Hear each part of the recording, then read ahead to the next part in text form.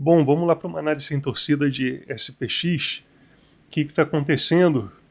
O que está acontecendo? Bom, SPX, como a gente já falou antes, já tentou furar algumas vezes a média de 200 períodos no diário, né? Ela chegou a furar, mas não sustentou, furou novamente, não sustentou, voltou, né? E agora furou novamente, algumas vezes, né? E a gente vê que aqui ela está mais areia movediça, né? Não está conseguindo tirar muito o pé dessa lama aqui, né? Então isso aqui não é muito bom. Isso aqui não é muito bom. É bem perigoso. Tá? E aí o seguinte, esse movimento aqui, dependendo da tendência, se a gente está numa tendência de alta, isso aqui poderia ser positivo numa queda, ter feito esse padrão aqui. Tá? Aqui fez novamente, né? Então ele caiu, buscou a média, caiu, buscou a média, né? A gente poderia com isso esperar uma alta em algum momento. Ou seja, se a gente está numa tendência de alta, isso aqui pode ser até saudável, tá? Esse movimento aqui. Né? Então ele está pegando aqui bastante base, suporte, compras mais baratas nesse contexto, e à medida que sobe, aí a alta retoma, né, e ganha um fôlego. Acontece que eu não estou tão seguro dessa vez que a gente está nesse cenário, porque ele enfiou um pouco o pé na lama aqui, como eu falei, né, não está conseguindo sair muito dessa área negativa, né, quando a gente considera a média de 200 períodos. E mais uma coisa que eu vou mostrar para vocês, que a gente teve aqui uma reação técnica apenas, é só uma primeira reação técnica. Então aqui a gente se aproximou da média de 200 períodos, já entrou um pouco de compra, né? Então teve uma reação aqui técnica em função disso, mas principalmente aqui no semanal, né, a gente cruzou a banda novamente, teve uma reação também técnica, e no mensal a gente consegue enxergar isso também, tá? Até de uma maneira mais clara. Ele buscou a média rápida aqui, buscou o centro das bandas também, então teve uma reação técnica. Então assim, isso aqui é uma reação normal, às vezes passa direto, mas é bem comum, né, ter uma reação nesses pontos técnicos.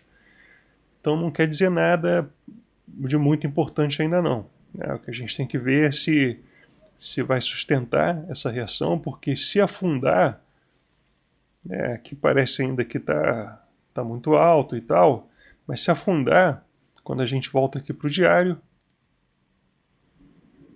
ele estaria afundando já num padrão diferente do que a gente viu antes, né? Ele estaria afundando aqui abaixo dessa média de 200 períodos, né? Diferente das vezes anteriores que ele foi, mergulhou e voltou, aqui ele parece estar penetrando mais, né, abaixo dessa média. Então existe uma hipótese sim razoável, talvez até de, sei lá, 55% versus 45% de subir, talvez, não sei. Mas aqui existe uma hipótese razoável dele realmente ficar afundado aqui um pouco, talvez navegar um pouco aqui abaixo dessa média de 200 períodos. E aí quando a gente olha aqui o mensal novamente, eu não gosto nem de imaginar como é que seria. E aqui parece claro, né, olhando, aqui parece quase que chamar uma queda, né, um ajuste aqui de tanta alta durante tanto tempo. Agora você imagina o estrago que isso faria, né? Você imagina o que seria uma queda assim.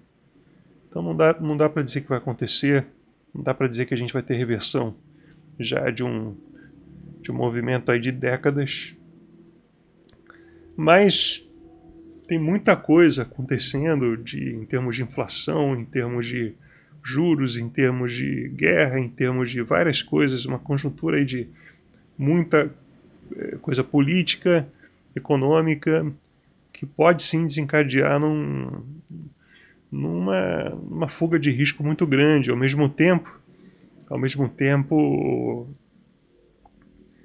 se os governos forem muito rigorosos aí, né, com juros e tudo mais, também pode gerar um estrago muito grande. Então se correr o bicho pega, se ficar o bicho come, e não está muito fácil ver qualquer menos arriscado nesse momento, né, para não dizer pior. Tá? Então é um momento aí de bastante sensível, né? A gente está aqui num momento delicado também aqui do gráfico mensal, diário, semanal, de todos eles. Ele fez um primeiro teste aqui desse nível que é um nível importante, a gente dando um zoom aqui. Essa banda aqui do meio, né, é importante, né, que está quase que coincidindo aqui com a média rápida, mas a gente não sabe ainda se essa reação é para valer ou se ele vai voltar a testar e furar. Né? Então está um mercado bem perigoso, bem perigoso. Não gostei muito, aí falando de cripto, fazendo a ponte com cripto, não gostei muito do que aconteceu com o BTC, o fato de já ter subido um pouquinho, né? Eu preferi que tivesse caído e depois subido, então isso aqui também não me passa tanta segurança em BTC. BTC deve uma mega correção. Tá? BTC deve no sentido que essas compras todas aqui, em grande volume, né? Tem muita compra cara ainda aqui, e se você olhar nesse contexto mensal, essa queda aqui não é nada, não é absolutamente nada. Né? Então a gente pode sim facilmente buscar 18 mil, aquele suporte que eu tenho. Tem um vídeo que eu fiz só sobre BTC, com vários cenários, até, enfim, dá uma olhada nesse, né? Mas a gente pode tranquilamente, em algum momento, buscar esse nível aqui, né, de 18 mil. Então, realmente tem que tomar cuidado, porque se a gente tiver um movimento de aversão a risco para valer, né, e o SPX devolver parte dessa alta histórica e tudo, cara, BTC muito provavelmente pode sofrer junto, deve sofrer junto, né, e tem bastante espaço aqui para cair. Agora sim, BTC é um bicho estranho, né, porque dá para defender também, e aí eu não digo mesmo para o resto das criptos, porque aí são teses diferentes, mas para BTC dá até para dizer que poderia ser até o capital fugir para ela, né? Dá para dizer isso, mas nem todo mundo pensa assim, nem todo mercado pensa assim.